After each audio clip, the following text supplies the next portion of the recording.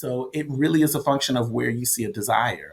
The thing that Mhm. I, again, encourage people that are listening that have an idea or a thought is be really specific about who do you want to serve in the marketplace and who do you Mhm. believe you could potentially offer the most value to. And be like Mhm. really, really specific about it. I have a general soapbox and a mantra that like the riches are in the niches. And so when you know the niche of who you want to speak to, I Mhm. believe that you then open up the secret to how to establish and seed a successful brand. Polish in my hand, I'm ready to create each nail a masterpiece. I can hardly wait. Soft pastels or vibrant hues, each tells a tale in their artistry of nails. Nothing ever fails. With each swirl and twirl, let the magic begin in this kingdom of gloss. There's no end to the wind. Gloss on my fingertips, watch them shine bright. Painted like a canvas, colors taking flight. Feeling fierce and fabulous, I'm ready to ignite. Slaying the nail game every single night. Nails and beauty talk with Asia the Bird. Nails and beauty talk with Asia. Hello, everyone, and welcome to Nails and Beauty Talk. I am your host, Asia the Bird. Today, we have a very special guest with us today. He is the co-founder of MSeed Group. Please welcome Anthony Standifer. Hello, Anthony, and welcome. Hey, hey, thank you so much for having me. Yes, absolutely. You're most welcome. I want to go ahead and get started by kicking off this interview by asking where you're originally from and tell us about your upbringing and school experience.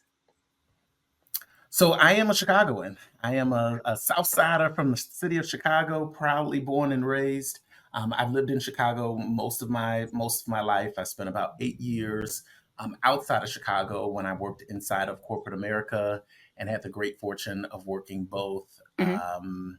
and living in Florida as well as a bit overseas for some time. So, but primarily, I'm a Chicagoan.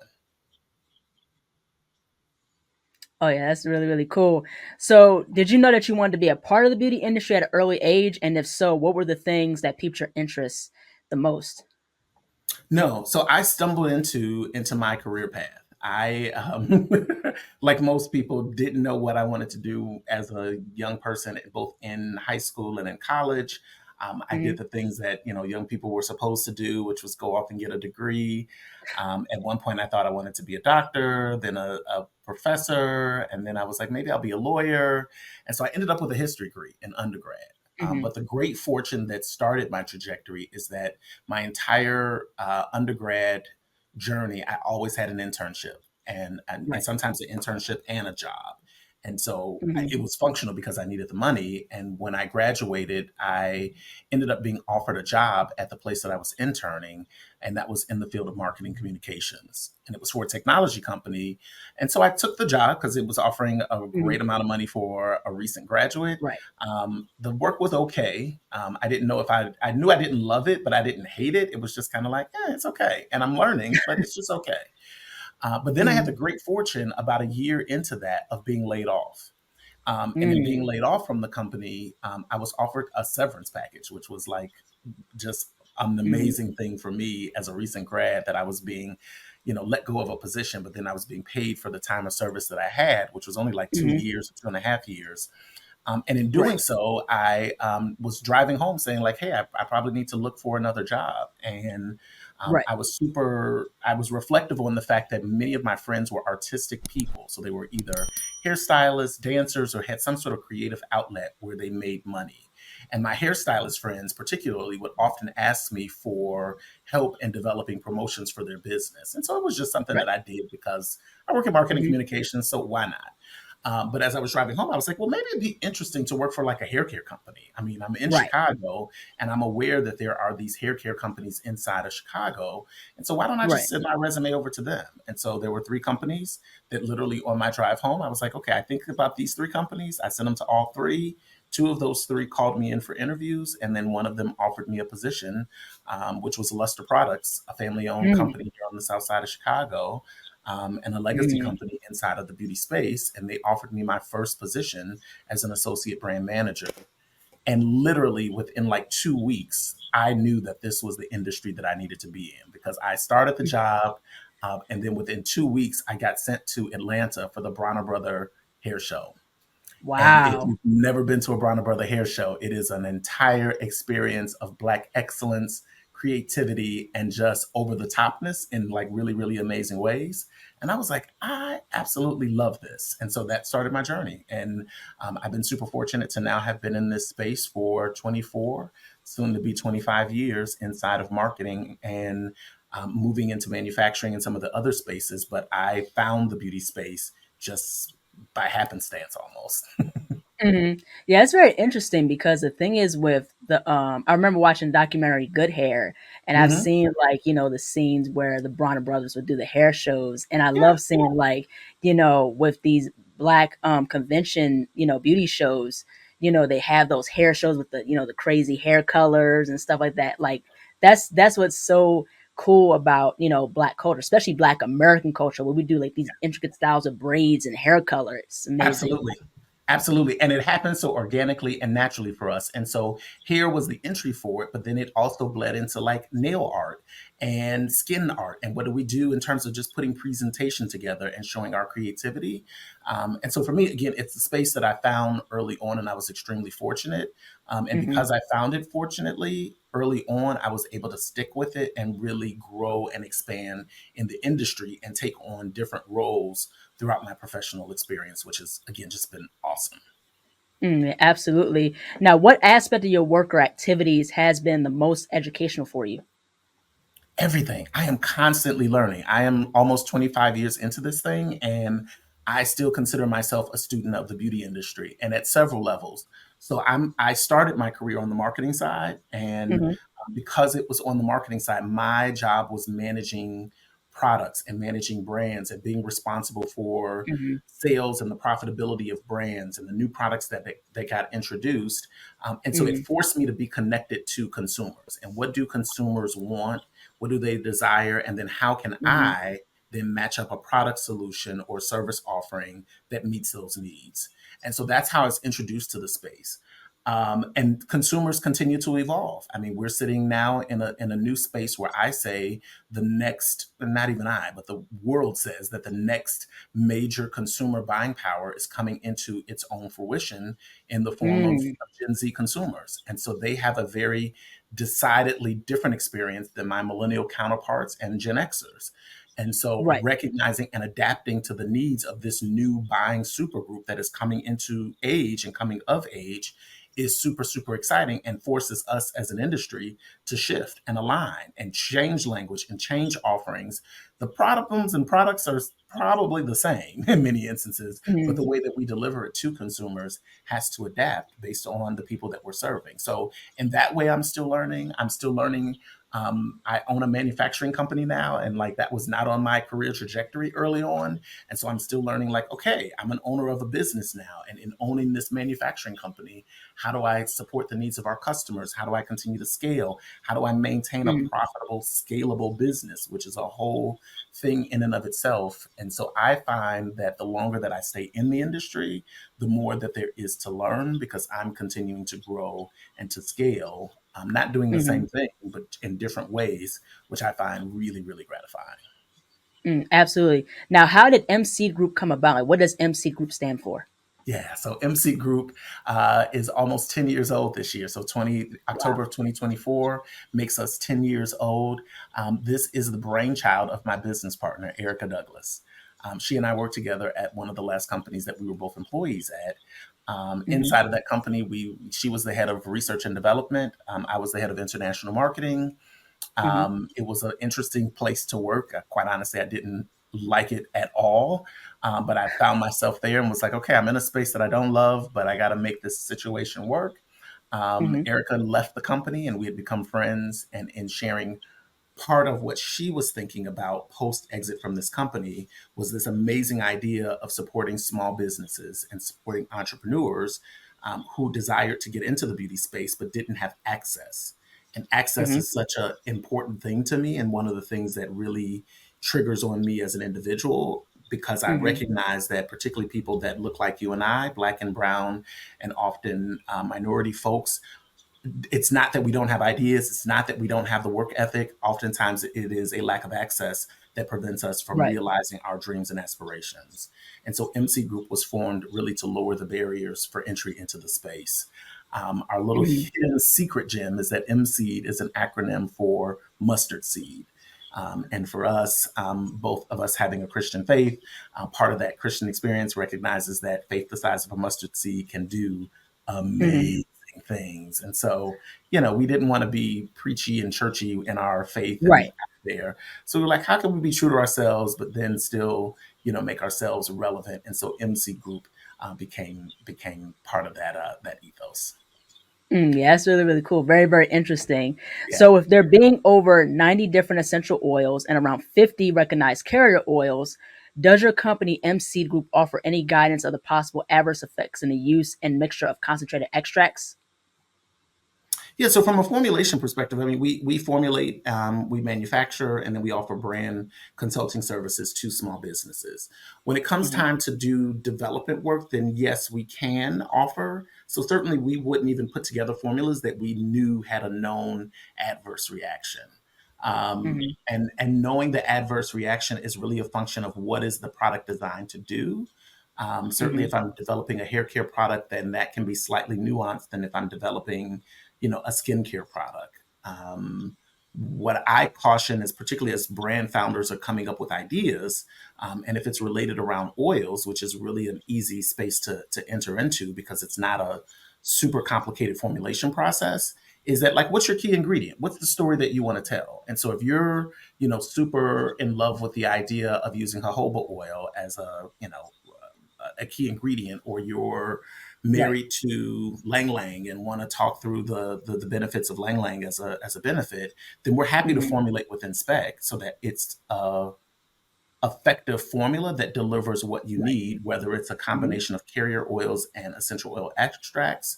Certainly, we don't, sell essential oils directly because you can't apply those to the skin. But in terms of matching up essential oils with the proper carrier oils is something that is commonly done in our industry. And so, no Hmm. one size fits all. I tell people all the Hmm. time, even as consumers evolve, you never know what people are allergic to, but what your Right. job is as a brand owner is to see what is going to be most broadly accepted amongst your target consumer base. And so, if Right. you're looking to deal with people, for instance, with very dry skin, that are Hmm. looking for extended moisture, then the idea of using certain oils may be very, very necessary versus another target group. And so, thicker Hmm. oils or heavier carrier bases may be essential. And then the combination of what essential oil extracts could happen as a Hmm. result of that. But our job as formulators is to understand who is your target customer, what is the Hmm. problem or solution that you're trying to address, and then we can Hmm. guide you through the process of, like, making safe formulas that are going to deliver the results that you want. Hmm. Apart from oils, what other beauty and personal care products should entrepreneurs consider given MC Group's specialization in cosmetics? Yeah, really anything. So I can formulate generally anything that is liquid or cream. So that could be hair care, that could be skincare, that could be feminine care, personal care. I've done pet products in terms of pet creams and pet Hmm. shampoos. So it really is a function of where you see a desire. The thing that Hmm. I, again, encourage people that are listening that have an idea or a thought is be really specific about who do you want to serve in the marketplace and who do you Hmm. believe you could potentially offer the most value to, and be, like, Hmm. really, really specific about it. I have a general soapbox and a mantra that, like, the riches are in the niches. And so when you know the niche of who you want to speak to, I Hmm. believe that you then open up the secret to how to establish and seed a successful brand. If you're trying to sell to Right. everybody on a limited budget, then you mean nothing to all of them. But if you can be Hmm. really, really targeted to say, like, Right. man, I want to talk to perimenopausal women, and I want to talk about skin moisturization and staying hydrated and keeping your skin hydrated during this very natural process, but I'm speaking Right. perimenopausal women specifically. That then opens you up to the ability to have a really meaningful conversation, because you can talk product performance to people, which is fine, but you can talk Hmm. lifestyle. And you can talk about the things that are happening in a woman's life when she's perimenopausal that is going to be decidedly different than the 25-year-old, or has decidedly different than the woman who is over that is postmenopausal and now has a different hormonal regulation and has a different set of potential skincare needs. But the idea that Right. you're like, yes, let me talk to perimenopausal women and let me talk about Hmm. skin moisturization, recognizing that hormones are fluctuating, skin is adjusting in very, very specific ways during that time, like that then opens up a landmine as opposed to just saying, like, I want to develop a product that speaks to women. Like, Yeah. everybody does that. Hmm. And I like how you explain it, because I think definitely having a set niche is very, very important. Having a set target. Mhm. I remember looking at one of your interviews in one of the podcasts where you talked about the importance of having a niche and having a set, age range. How you said perimenopausal women and other different aspects of other groups. And I think like how you said, when you go to just anybody, it kind of doesn't. You don't have a really set idea of who you're targeting your product to.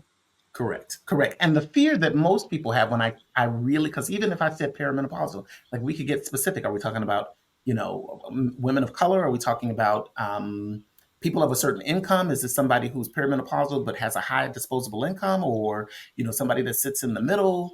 Is this somebody that we then says has kids or doesn't have kids? Like all of these Mhm, different levers that we can push on, and I encourage people to get as specific as possible, because in being that specific, you then identify yourself as someone who has paid attention. And in the moment you speak to somebody who has not been spoken to directly, you then have somebody's undivided attention. Like, oh my God, it almost mhm, feels like they made this product for me. And in making this product for me, they are speaking my language. They are talking to me, not just about product formula, but then they're talking to me about mhm. my lifestyle, and they understand who I am and what I'm going through and the challenges, the emotions that I'm probably feeling in Right, this phase of life. And now they got a product solution. Yeah, let me take that because they know who I am. And it feels like they right. developed something for me, as opposed to this kind of big, lofty talk that, Mhm, if you're Estee Lauder or if you're, L'Oreal or Revlon, you can have that mhm, bigger conversation because you're dealing with millions of dollars in ad spend and to support your brand. But even they, mhm. and I, having worked inside of those companies, have had the experience that I got to get niche and specific about who I'm talking to so that I can resonate with someone quickly.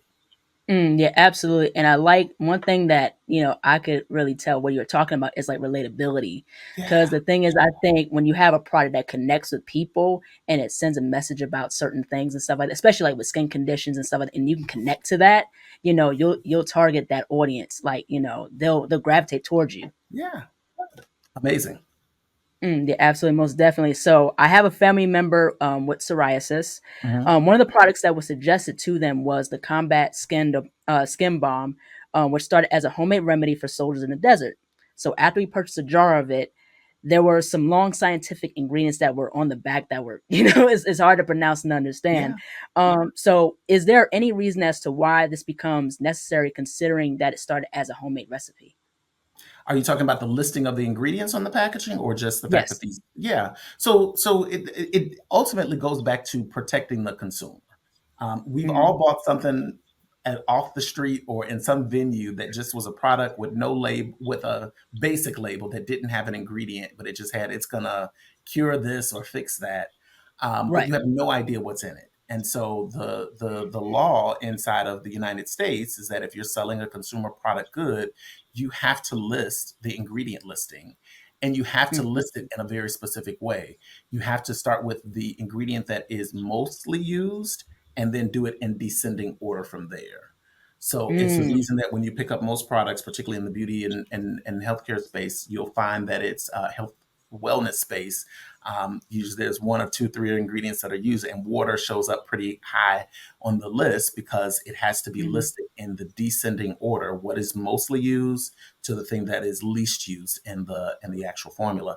And it's really just a design for transparency and for consumer awareness. And it matters because Mhm, in many instances, if you're trying a product and you have a nut allergy, the moment you pick up a product and you turn it around, you are actively looking to see, are there any nut based ingredients in this formula that are then going to have an Mm-hmm. adverse reaction to me. And so while it may not be, broadcast as a product that contains nuts, the thing that you want to Mm-hmm. know is like, when I turn this over, and is this going to be a product that is safe for me to use? And if there's no Right. disclosure of what the ingredients are in it, then you have no awareness to it. And yes, in some instances, the ingredients that are being used are technical names. From a Mm-hmm. formulation side, everything has an inky name, is what we call it, which is the technical name. But in many Mm-hmm. instances, if it's a big, widely used ingredient, those inky names are then translated into a common trade name, and then that's usually a smaller word that people can more than likely pronounce. But yeah, it's the law, and it's designed to protect the buying public so that they have an awareness of what they're purchasing. Mm-hmm. So, what is the conversation like with MCed Group and new entrepreneurs when it comes to like investment funds, the amount of work they put into their business, and also realistic expectations? So for investing, that's a challenging one. So I tell people when they're starting a brand, particularly in the early days, what resources do you have at your own disposal? Um, and fortunately, we're a space that entrepreneurs can come when they have small budgets to start their Mm-hmm. brand. Now, I've had people that's like, listen, I got $5,000 to work with, and I'm ready to start a brand. And my conversation with people like that is generally like, okay, great. If you've got $5,000, you're probably doing one product, and you've got to, factor in an inexpensive formula and a small batch production to do 250 or 500 units of the product, and then the remaining part of your dollar has to be, or your budget then has to go into how can you sell and engage customers in order to start to Mm-hmm. generate and validate that you can generate demand and sales for your product. That is a Mm-hmm. different conversation from somebody who then says, like, listen, I've got $50,000 because, I saved my money, or I'm going to tap into my 401k or some other investment funds in order to make this happen. And so then we can Right. have a different kind of discussion. But the reality is that most of our entrepreneurs that come are coming self-funded. For folks that then want to raise money, I say let's do it and be Mm-hmm. really intentional about the fact that you're going to go out and raise money, but just Right. recognize that it is a hard path and no one is freely giving money these days. But there are all Mm-hmm. sorts of avenues that people can tap into, and so grants exist, which are essentially money that you pitch for, and then the Mm-hmm. winners of those pitches then are given money that they don't have to return, but they're usually designated for very specific things inside of your business, whether it's like, hey, I need money to do graphic design, or money to do production of my product, or money to do, product Mm-hmm. development work. So that becomes part of it. When it comes beyond those grants, then it's like, hey, where can you get a loan from? And if you're starting a business, part of that investment may be based on your personal credit. So you getting a personal loan to invest in your business becomes a doable thing, but it assumes that you have the kind of credit worthiness that allows you to tap into 50, 30, 50, $70,000 in order to start and scale your business. And then the final Mm-hmm. piece is that you're looking for an investor, and somebody that's going to, well, not the final, but one of the finals is you're looking for someone that can come in and, give you a significant amount of money, but they're going to require equity as a part of that. And that becomes a lot trickier because the criteria that people are looking for um, Mm-hmm. varies, and the bar is high, and you are constantly, even I, 10 years into my business, am still out here seeking capital in order to continue to grow and scale my business. And the Mm-hmm. benchmarks in order to obtain that capital continue to get higher and higher. Fortunately, I know Mm-hmm. a little bit more about what people are looking for now, but I'm Mm-hmm. still learning even at this phase. Like, okay, this is what's gonna take in order to get this kind of money. And asking and raising for $50,000 is a little bit different than asking and raising for $5 million. But the Mm-hmm. same basic principles apply, in that you've got to know where you're going, and then know what the expectation of the person giving the money are of you and your business. Mm. Now, can you share with us some of MCed Group's biggest success stories? Yeah, I'm super proud. Like, we, in the course of our 9 years, we have supported 250 or so entrepreneurs, and they have ranged in scale. Like, some of our biggest successes are things that people know. So, what is this? 7 years ago, we met Monique and Melvin Rodriguez, who were at a Mm-hmm. at a Bronner Brother trade show, selling Mael hair care products, and so they were a registered nurse. Monica's a registered nurse. Melvin worked for like UPS or one of these companies. And so they were starting and had started their brand. So they were already in business and were doing e-commerce based business. And we were like, man, these people really have it going on, and they are really doing some interesting things based on Mm-hmm. social media, and then the things that we saw. And so we became one of their first official manufacturers. We did a ton of product development work with them, branding work, and Mm-hmm. then our team managed a lot of their marketing. And so we transitioned them into their first retailers, which was at the time Sally Beauty, followed by Target. And Mm-hmm. that brand has become wildly successful in the marketplace. And so, last year, I think 2023, they had a strategic partnership with Procter and Gamble, and so they have done nine figures in revenue, seven, eight figures in revenue, which is amazing. Nine figures. My math is wrong. So nine figures in revenue, which is amazing in terms of being able to say that you've had a brand that has done and been able to acquire more than $500 million is awesome. Wow.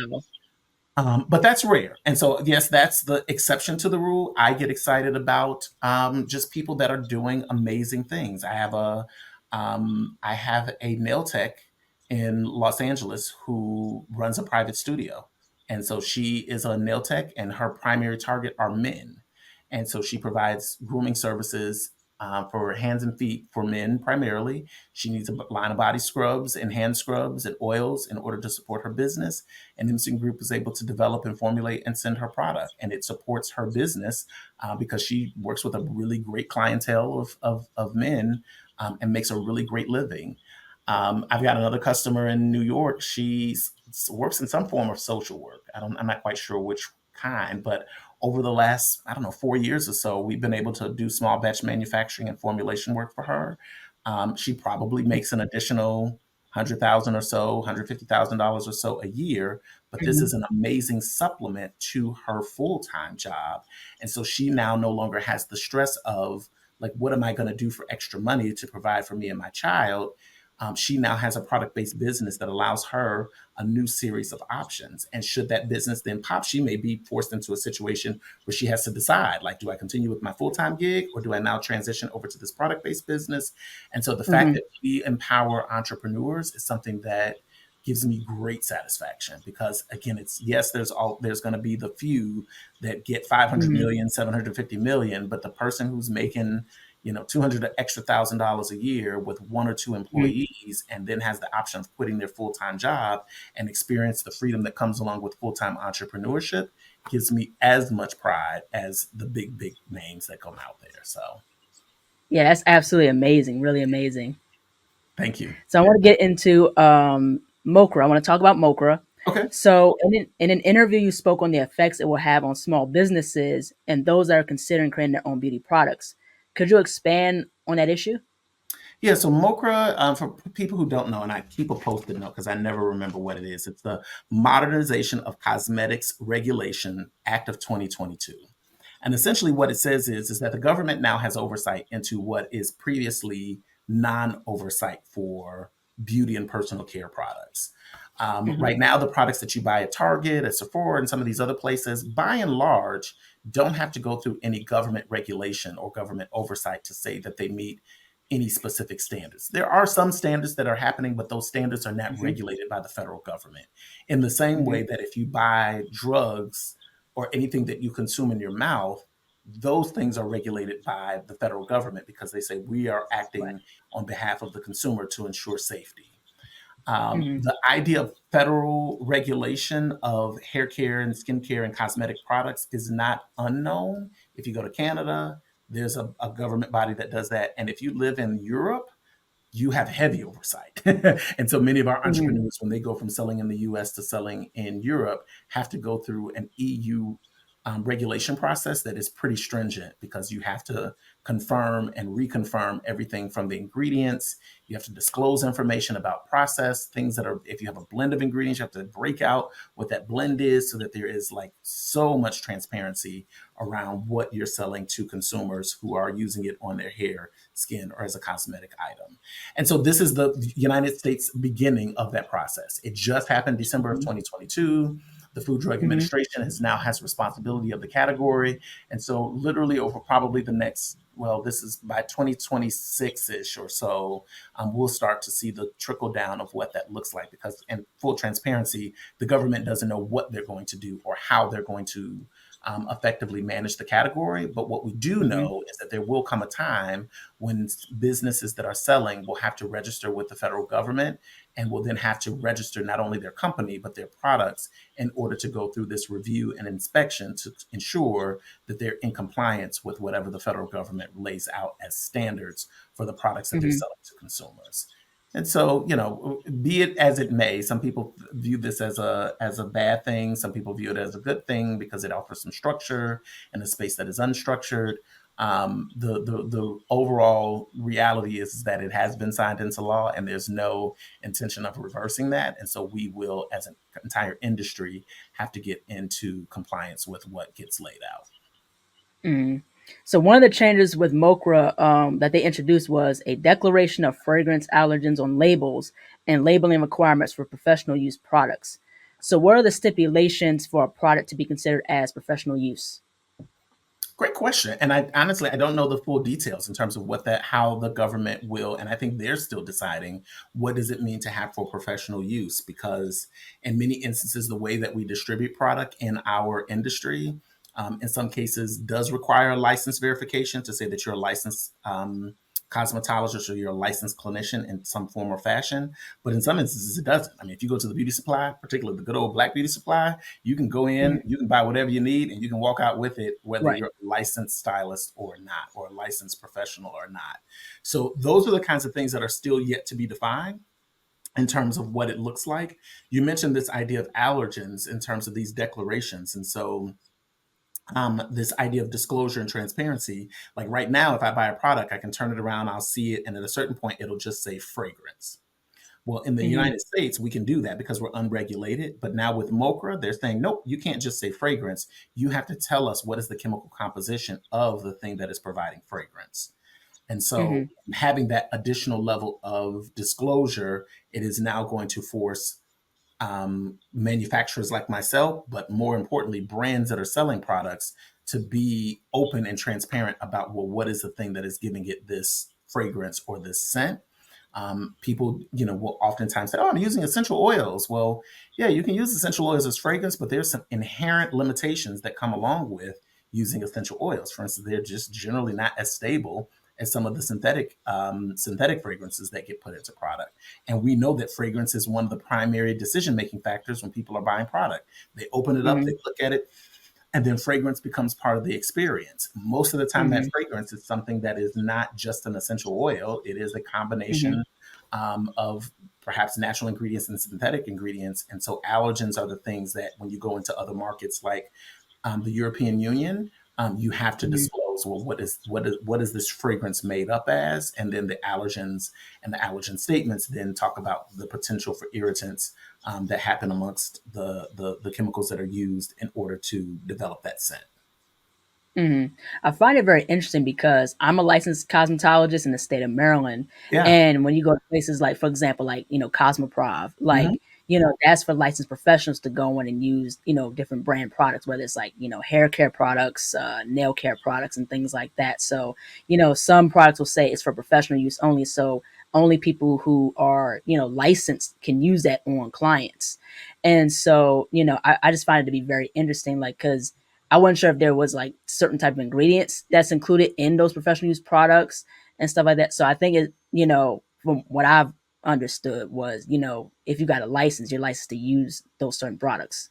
Yeah, in some instances you can. I mean, there's certainly the chemicals don't dictate that you have to have a license in order to use those products. Generally, the Right. brands have said, like, I am Yeah. putting this, skin lightener or this hair color. Let's talk hair color. So I'm putting this hair color together that's going to do high lift hair color and allow you to change and augment the pigment of hair. Well, yeah, the brands have designed it with the intention that a licensed professional is going to understand the application and the chemistry that comes along with using that type of product. Um, what we know, though, is that that same product, in some instances, with those same ingredients, is sold in a format that is available to consumers. And so the Hmm. idea that I can go to any drugstore and buy a box hair color and go from this color to blonde says that, the composition and those chemicals do exist in a non-licensed, non-professional manner. And so Hmm. yes, you make some adjustments in from the consumer perspective in terms of application, but the formula themselves is still pretty much the Hmm. same in many instances. And Hmm. so Yeah. brands determine more than likely where their intended target group is, and that's a function of the Hmm. consumer because many licensed professionals have this desire and expectations that if I buy the product, I want to make sure that only other licensed professionals are buying that product and Hmm. not the non-licensed person who just wants access to products. That is a brand decision, though, not necessarily a formulation, chemical composition discussion in most instances. There's some exceptions to it, but in Hmm. most instances, it's just a function of the brand has said we're going after the salon professional industry, and so we're now going to sell in those channels like the Cosmoprops of the world in order to get product Hmm. into the desired niche customer that we want to speak to. Absolutely. So I'm going to go back to oils really quick. Yeah. So there are so many companies that may sell the same oil. So how do you differentiate an oil's quality from other oils? From a formulation perspective, yeah, it depends on the supplier. So for us, we go through a very specific supplier list in terms of where we Hmm. purchase products from, and those suppliers that we buy as a manufacturer in bulk from have gone through certain regulations and have certain standards in terms of where they either source their raw materials from, because in some cases these oils are being blended together by raw material suppliers and then sold to a manufacturer like myself. If it's a Hmm. native oil that's single origin, and then we are buying directly from a supplier in that instance, then there's a different set of regulations that go along with that. But for us, the goal is to buy from trusted suppliers. Um, if a brand owner says that they have a need for a specific type of oil, it is generated based on demand. So if you say you want cold pressed olive oil, organic olive oil, no problem. Like I can find suppliers that'll do a cold pressed organic olive oil. Like that's going to be Right. decidedly different from a pricing perspective than just saying, "Hey, I want olive oil. It's a part of my brand." Okay, no problem. And so Hmm. I can find you olive oil, and it's going Hmm. to be at a lesser price. But if you have a very specific stipulation from your marketing perspective and from a performance perspective that you believe you want to anchor on, then we can find Right. you what you need. And generally, again, Hmm. particularly as we're buying from bulk suppliers who do this for a lot of companies, the quality of those products is generally understood and can be verified because when we then ask for paperwork that talks about like Hmm. how they're sourcing and what standards they're using when they're processing oils, then we can generally access that paperwork and can verify that okay, great, this is good product that we're obtaining. Mm. I want to also get into the topic of clean beauty. So you spoke on a podcast about clean beauty. Mhm. From your understanding of various ingredients used in beauty products, from an ingredient point of view, can trying to stay within the constraints of clean beauty prevent you from making the product you actually want to produce? So this is a little bit of a controversial topic, but I love it. And so clean beauty is a concept that is still trying to figure out who it wants to be when it grows up. And so that's an anti-Standifer position, not an industry perspective. But clean Mm-hmm. beauty, for instance, is still trying to determine and is an outcry from the consumer who says that I want more eco-friendly, sustainable ingredients and product experiences. And so clean beauty is a response to consumer demand and consumer desire. Within that consumer desire, however, there is no overarching governmental regulation that says this is what it means to be clean beauty.